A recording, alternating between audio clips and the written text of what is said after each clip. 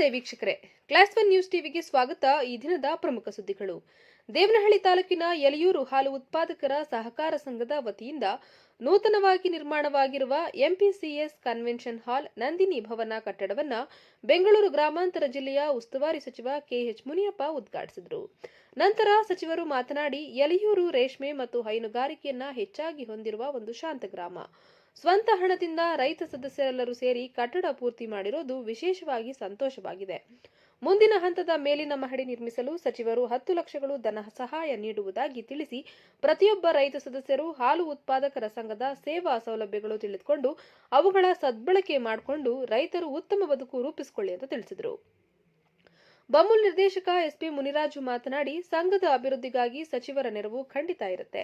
ನೂತನ ಭವನ ನಿರ್ಮಾಣಕ್ಕೆ ಕಾರ್ಯಕರ್ತರಾದ ಎಲ್ಲಾ ಸದಸ್ಯರು ಮತ್ತು ನಿರ್ದೇಶಕರಿಗೆ ಅಭಿನಂದನೆಗಳನ್ನು ತಿಳಿಸಿ, ತಮ್ಮ ಮಕ್ಕಳಿಗೆ ಉತ್ತಮ ಶಿಕ್ಷಣದೊಂದಿಗೆ ಒಳ್ಳೆಯ ಸಂಸ್ಕಾರವನ್ನು ಕಲಿಸಲು ಒತ್ತು ನೀಡಿ ನನ್ನ ಕಡೆಯಿಂದ ಸಂಘದ ಯಾವುದೇ ಸೌಲಭ್ಯಗಳನ್ನು ಜಾತ್ಯತೀತವಾಗಿ ತಲುಪಿಸಲಾಗುವುದು ಅಂತ ಹೇಳಿದರು.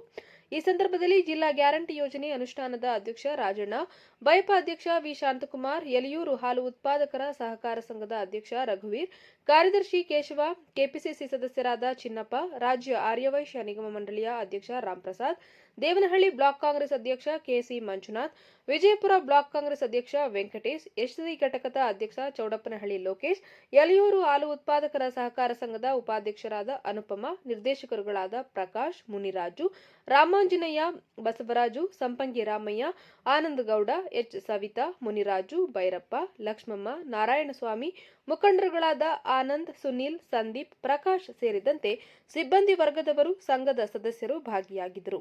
ವರದಿ ರಾಜು ಗೌಡ.